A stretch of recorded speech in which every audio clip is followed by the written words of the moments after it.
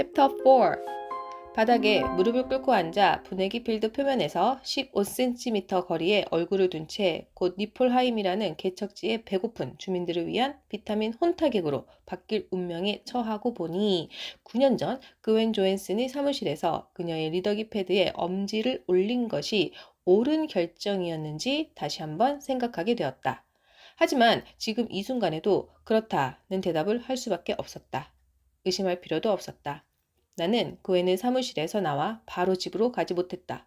너무 배가 고팠고 피곤했고 샤워를 하고 싶었기 때문에 집으로 가고 싶기는 했다. 하지만 불멸의 삶을 살게 해주겠다는 얼토당토 않으면서도 매력적인 제안을 거절하지 못하게 한 그것이 나를 곧장 집으로 가지도 못하게 붙잡았다.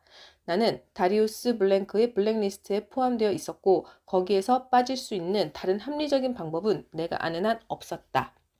돌이켜보면 이 문제의 근원, 그러니까 내 모든 문제의 뿌리는 베르토였다. 베르토는 드라카에 탄 사람 중에서 내가 그웬에게 DNA를 주고 내 인생을 팔아넘기기 전부터 알고 지낸 유일한 사람이다. 우리는 학교에서 만났다. 그는 키가 크고 똑똑하고 운동도 잘했고 지금 모습을 보고는 상상하기도 힘들 정도로 외모도 멋졌다.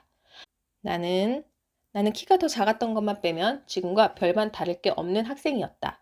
둘 다 비행 시뮬레이션을 좋아해 친해졌는데 베르토는 1시간 만에 시뮬레이터를 마스터한 반면 나는 졸업할 때까지도 여전히 비행기를 땅에 쳐박고 있었다. 둘 다 학교 행정관을 지독히 싫어했는데 다른 쓸모있는 과목을 공부하지 않고 역사에 미쳐있다는 이유로 나는 학교 행정관의 미움을 받았지만 베르토는 마치 친아들처럼 예쁨을 받았다.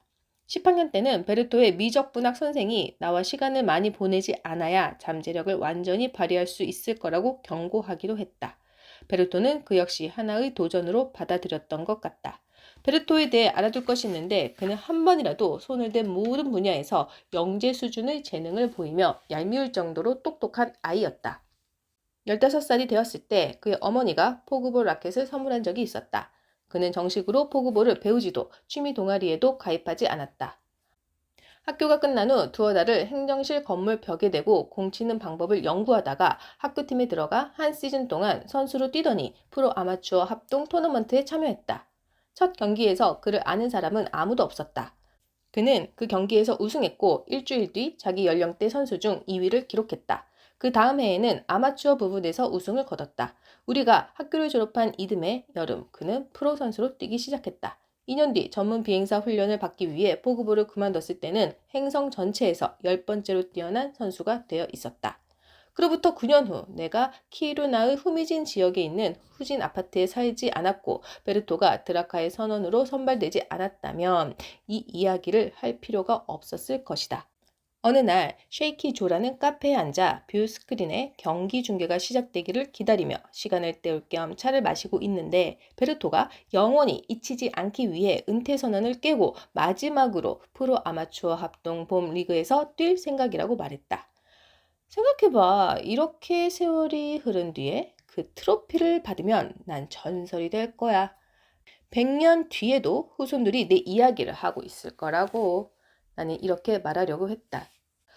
그래, 넌 전설이 될 거야. 글로벌 토너먼트에서 우승의 해피엔딩을 맞이해서가 아니라 9년이나 공백기를 가졌는데도 우승할 수 있다고 믿은 것 때문에.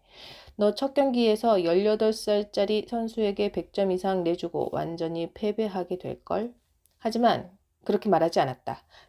베르토가 9년 동안 비행 중이거나 우주선에 타고 있지 않을 때면 거의 모든 순간을 나와 빈둥거렸다는 사실을 나는 알고 있지만 다른 사람들은 모른다는 사실이 떠올랐기 때문이다.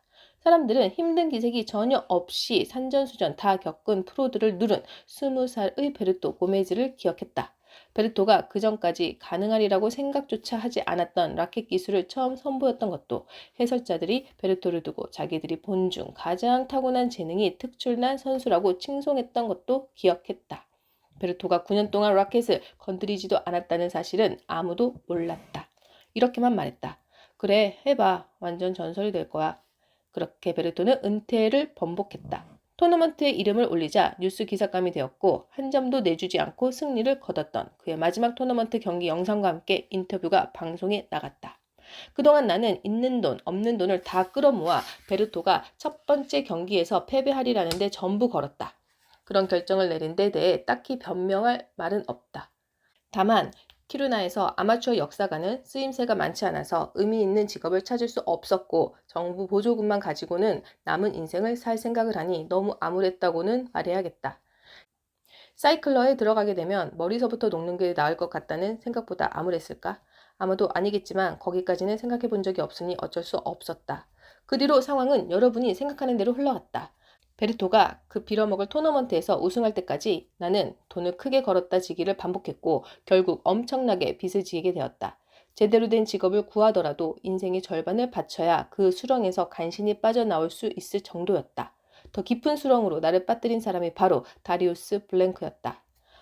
방송에서는 도박빚을 갚지 못해서 살해당하는 사람들 이야기가 많이 나오지만 현실은 그렇지 않다. 그러니까 산 사람한테 돈을 받아내기가 힘들다면 죽은 사람한테 돈을 받아내기는 아예 불가능하다. 그리고 다리우스 블랭크 같은 놈들은 빌려준 돈을 받아낼 수 있는지 없는지만 생각한다. 다리우스가 나를 죽일까봐 걱정하지는 않았다. 그가 내 보조금을 압류하거나 자기 밑에 들여 허드렛 일을 시킬 수도 있다는 생각은 했다.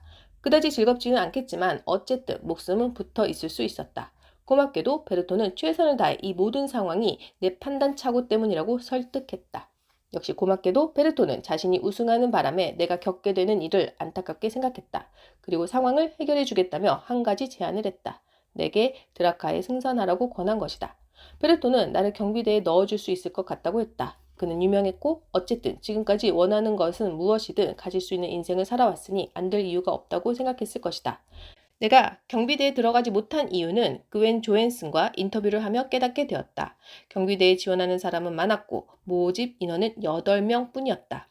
법 집행 이력이 있거나 무기 훈련을 받아본 사람들 그리고 정치인과 연줄이 있는 사람들에게 대부분 기회가 돌아갔다. 미드웨이 해전 따위를 연구하는 데 심취한 경험은 군사 경험으로 쳐주지 않았기 때문에 베르토의 영향력은 생각만큼 힘을 발휘하지 못했다. 경비대원을 모집할 때 인터뷰 신청을 하기는 했다. 그리고 거의 신청을 하자마자 불합격 통지를 받았다. 다음날 오후 나는 쉐이키조에서 베르토를 만나 커피를 한잔했다. 나는 태블릿으로 불합격 통지를 보여주었다. 이런 안 됐다.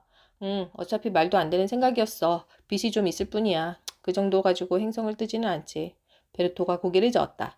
미키, 조금이 아니라 아주 많잖아. 그리고 다리우스 블랭크는 절대 용서하거나 있는 사람이 아니야. 10만 크레딧쯤 되나? 그 많은 돈을 어떻게 갚을 건데? 나는 어깨를 으쓱했다. 할부로? 지금 중고 플리터를 산 게 아니잖아. 그렇긴 하지. 나도 알아. 정말 멍청이야. 너한테 그 망할 경기에서 지라고 얘기했어야 되는데. 나는 고개를 숙이고 머리를 두 손에 파묻었다. 베르토는 한참 동안 나를 빤히 보더니 웃음을 터뜨렸다. 부탁은 해볼 수 있었겠지. 하지만 난 그렇게 하지 않았을 거야. 이 행성의 시골뜨기들이 나에 대해 듣게 될 마지막 소식이 이 토너먼트였어. 우승하지 않을 수가 없었다니까. 베르토는 그런 친구였다. 베르토와 나의 우정도 딱 그 정도였다. 카페에서 집으로 돌아가는 길에 상황이 그리 나쁘지만은 않았다고 생각했다. 물론 블랭크는 내 보조금에서 엄청난 액수를 빼앗았겠지만 어쨌든 내가 살아있을 만큼은 남겨줄 것이다. 안 그런가? 내가 굶어 죽으면 돈을 절대 갚을 수 없으니까. 그리고 그의 밑에서 허드렛 일을 하는 것도 딱히 나쁜 생각은 아닐 것 같았다. 어쨌든 집을 떠날 이유가 생기는 셈이었으니까. 집에 도착해서 승강기를 타고 우리 층으로 올라갔다. 그리고 집 안으로 들어갔다. 현관문이 미처 닫히기도 전에 갑자기 다리가 말을 안 듣더니 바닥에 얼굴을 박으며 꼬꾸라졌다. 안녕 미키. 목소리가 들렸다. 대답을 하려고 했지만 입도 말을 듣지 않고 낮은 신음 말고는 아무 소리도 나오지 않았다. 긴장 풀어. 오래 걸리지 않을 거야. 목소리가 말했다. 뭔가 목 뒤를 눌렀다. 다음 30초는 말 그대로 지옥이었다. 목 뒤를 누른 것이 무엇이었는지 나중에 알게 되었는데 바로 신경반응 유도 장치였다. 통증 중추를 직접 건드리도록 설계되었다. 눈에 보이게 해를 끼치지는 않는다. 하지만 내가 당한 고문이 어떤 느낌인지 알고 싶다면 산채로 가죽이 벗겨지는 동안 용접용 토치로 몸을 지진다고 생각해보라. 내가 느낀 고통의 한 10%쯤은 이해할 수 있을 것이다. 고문이 끝났을 때 내가 살아있다는 게 놀라울 정도였다. 나는 흐느끼고 있었고 몸은 마비가 된 채 똥을 지리기 직전이었지만 어쨌든 살아있었다. 누군가가 내 어깨를 토닥였다. 목소리가 말했다. 즐거웠어. 우린 같이 일하게 될 거야. 블랭크 씨와 일을 마무리 지을 때까지 말이지. 넬바 미키? 그는 문을 열어둔 채 밖으로 나갔다. 1시간쯤 뒤에야 다시 몸을 움직일 수 있었다. 두 발을 딛고 서서 어기적거리며 화장실로 들어가 몸을 씻었다. 다 씻고 나서 주저앉아 목 놓아 울었다. 그날 밤 나는 드라카의 구인 공고 페이지에 로그인했다. 다양한 분야에서 여러 일자리가 올라와 있었고 이제까지 누가 채용되었는지도 알 수 있었다. 모든 일자리가 채용 완료되었다. 남아있는 자리는 딱 하나였다. 나는 베르토에게 연락했다. 베르토, 익스펜더블이 뭐야? 그거 드라카 일자리인데 별로 하고 싶지 않을 거야. 아직 남아있는 자리가 이것뿐이야. 하고 싶어. 베르토는 오랫동안 아무 말이 없었다. 마침내 다시 입을 열었을 때 그는 건물 옥상에서 뛰어내리려는 사람에게 난간에서 내려오라고 설득하는 것 같은 투로 말했다. 잘 들어. 오해하지 마. 나도 네가 이 비행에 함께 했으면 좋겠어. 돌아오는 비행편도 없는데 친구가 있으면 얼마나 좋겠어. 하지만 미키, 나를 추천해 줄 수 있어? 그게 베르토, 네 도움이 정말 필요해. 상황이 이렇게 되는 데는 네 탓도 있잖아.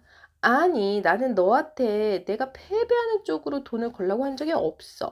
네가 물어봤다면 승리하는 쪽으로 걸라고 했을 거야. 내가 이길 걸 알고 있었으니까. 도와줄 거지? 베르토가 한숨을 쉬었다. 솔직하게 말해줘? 그 자리라면 내 도움도 필요 없을 거야. 그는 통신을 끊고 사라졌다. 나는 다시 채용 공고 페이지로 돌아가서 다음날 오후로 인터뷰를 예약했다. 12시간 후 익스펜더블로 살며 하게 될 수 있는 무시무시한 예상 작업 목록을 그 웬이 읊는 동안 내 머릿속에는 그렇게 나쁠 것 같지 않은데 라는 생각 말고는 아무것도 떠오르지 않았다. 관계자들은 드라카에 탑승한 이후 내가 저승사자를 두려워하지 않도록 익스펜더블이 되기로 한 결정을 뒤집지 않도록 나를 열심히 훈련시켰지만 솔직히 와닿는 내용은 하나도 없었다. 그쪽 임무에 필요한 훈련은 다리우스의 부하들에게 고문을 당한 그날 오후에 충분히 받은 셈이었다.